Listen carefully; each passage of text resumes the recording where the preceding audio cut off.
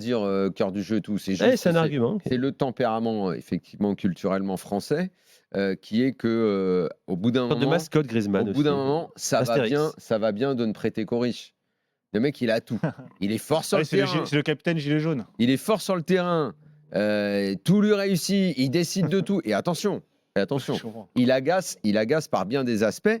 Et je me mets dedans. Moi aussi, il m'agace par bien des aspects. Son individualisme forcené, la façon dont Son macronisme à peine dissimulé. Ça t'agace, ça? Non, bah, je commente. Je On se suis dévoile. commentateur, moi. On se dévoile, j'ai l'impression. Non, mais D'accord. je peux. Non, non, tu parles de c'est un l'opinion fait. publique. D'accord, mais Il c'est est un proche fait, de non, mais c'est Macron. vrai. Proche de Macron, Le côté, je suis proche des politiques, et en l'occurrence du président. Le côté, enfin, je sais pas, on me donne tout au PSG. J'ai fait la politique sportive. Et bah, ok, toi, t'es bon sur le terrain, mais la politique sportive, elle est pas bonne, donc t'aurais pas dû t'en mêler. Non, par bien des aspects, il peut être agaçant. Maintenant, sur le terrain, il est irréprochable. Que ce soit avec l'équipe de France, avec le PSG, ça, on peut pas dire le contraire. Donc, en même temps, il t'agace, mais tu peux pas trop crier parce que sur le terrain, il est bon. Donc, je peux comprendre que certaines personnes disent Griezmann. Mais je rappelle quand même que Griezmann, il y a encore quelques mois, le public français n'était pas à 100% fan de lui. Il essuyait pas mal de critiques aussi pour d'autres motifs. Là, c'est vraiment juste parce qu'on ne veut pas tout donner à Mbappé qu'on se dit, que certains disent dans les messages que tu as lus, ah, mais peut-être que Griezmann, ça aurait été mieux, machin, ci, cela. C'est juste pour l'idée de ne pas tout lui donner. Sauf que Non, je crois qu'il est apprécié, Griezmann. Il est populaire aussi, Daniel. C'est devenu Daniel. le patron du football français, Mbappé, incontestablement. Griezmann a pris un couteau dans le dos de Deschamps. De toute façon, Griezmann doit bien apprendre tôt ou tard que Deschamps, c'est tout pour ma gueule et qu'il n'y a pas d'amis. Et qu'effectivement, c'était le chouchou de la maîtresse, Griezmann. Mais l'autre, jusqu'à ce qu'il y ait un petit génie qui arrive. Jusqu'à ce que les intérêts de Deschamps soient préservés, sinon il met tout le monde sous terre, Deschamps. Par intérêt, il te creuse un trou en 2 secondes, il t'enterre, il met la pelle et il te met la pelle. Tu vas un petit peu loin quand même, mon cher. Avançons. Je te parle de psychologie d'un personnage. Donc, il va lui faire avaler la pilule. Et puis il va l'avaler, et puis il jouera jusqu'à l'Euro, Griezmann. Et puis s'il est performant, il continuera, j'en sais rien. Mais écoute, moi hier, juste avant que soit annoncé cette info, moi je dis. On va à 23h50 hier soir. Moi je pensais que pour Deschamps, il y avait un risque à nommer Mbappé, un risque politique, à savoir donner beaucoup de pouvoir à un joueur qui prenait un risque politique à l'intérieur de son vestiaire et même au sein de la fédération. Mais avec toujours l'idée que Deschamps est un génie politique. C'est vraiment quelqu'un qui sent très bien les coups, qui sent très bien les hommes. Alors, Dieu sait que je trash Deschamps, parce qu'il l'a senti, qu'il l'a nommé. Et voilà. Et c'est là où, encore une fois, moi, je me suis fait avoir là-dessus parce que j'ai pas cette intelligence politique que lui a. J'ai pas vu le truc. Lui, il a vu que son intérêt était que Mbappé soit capitaine. Absolument. Pourquoi ? Parce que Mbappé a eu la tête du président de la Fédé. Que le nouveau président de la Fédé, c'est pas notre ami, comment il s'appelle, Philippe Diallo.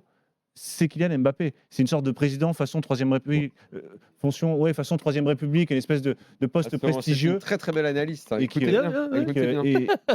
Non, mais je pense qu'elle est vraie. En plus, je pense qu'elle est vraie. Au-delà de belle, je pense qu'elle est vraie. Je pense qu'elle est vraie. Et je crois qu'il a senti ça. Et moi, encore une fois, je peux te dire, je fais mais à coup pas. C'est-à-dire que moi, je l'ai pas vu ça. Et je crois que effectivement, son intérêt est là. Mais il y a un risque de perdre Griezmann. Il vaut mieux perdre Griezmann que Mbappé. Parce que moi, j'ai toujours pas dit un mot sur Le Gret. Je disais que c'était des racontards de journalistes, machin. J'ai toujours rien dit et tout, mais je nomme capitaine celui qui, par un tweet, l'a enterré. L'habileté politique, Thibaut a absolument raison. Il faut savoir trahir au bon moment. Exactement, et ça, Deschamps, c'est un maître en la matière. Nous avons beaucoup à apprendre. Il nomme Mbappé, qui va être le capitaine, et c'est tout à fait logique, meilleur joueur.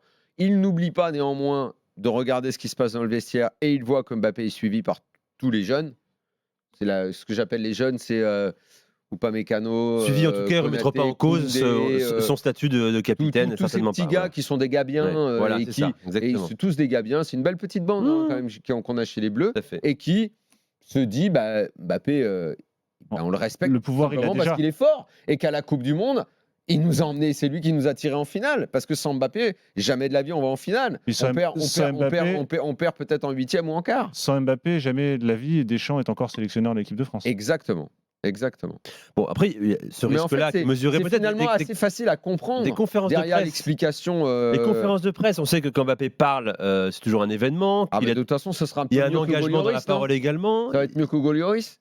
Oui. Non, parce que quand même, on sort d'un capitaine à 10 ans, on s'est fait chier comme la mort. Il y a un risque, Daniel. Il y a un risque. Hugo Lloris l'a reconnu, excuse-moi, en se marrant, en disant effectivement, je pense être content des journalistes, maintenant je quitte l'équipe de France, vous n'aurez plus mes conférences de presse au tiède où je dis absolument rien, mais je l'ai fait pour protéger l'équilibre du groupe. Bon, il faut qu'ils comprennent également qu'on peut dire des choses sans mettre en péril l'équilibre du groupe. En conférence de presse. Parce qu'ils ont une vision apocalyptique de la conférence de presse, donc c'est sûr qu'ils s'imaginent que le monde va trembler dès l'instant ils vont dire quelque chose d'inintéressant sur l'équipe de France. Je ferme la parenthèse. Mais sur le cas Mbappé, il y a quand même un risque qui est pris de la part de Deschamps. C'est là où le calcul, on va voir ce que ça va donner. C'est que Mbappé, je pense que pour lui, en tant que joueur, ça va l'aider parce que ça va le forcer à penser au collectif un peu plus, de représenter autre chose que lui-même. Et ça va même l'aider, je pense, pour son image. Sortir de lui-même. En revanche, pour Deschamps et peut-être pour ce qu'est le staff de l'équipe de France, que représente l'équipe de France, Mbappé, c'est un électron libre. Hein. C'est un peu le principe des grands joueurs. Les Maradona, les Pelé, ce sont des types qui représentent... Ouais, mais Maradona était un vrai capitaine. Hein. Oui. Il fédérait. Hein. Oui, mais à partir de quand? Est-ce qu'il a été avant d'être capitaine? Je ne sais pas ça. Ah, est-ce que tu veux dire que le brassard est un déclic? Oui. Est-ce que dans le cas d'Mbappé qui calcule tout... Et dans ces cas-là, ça pourrait lui faire beaucoup de bien.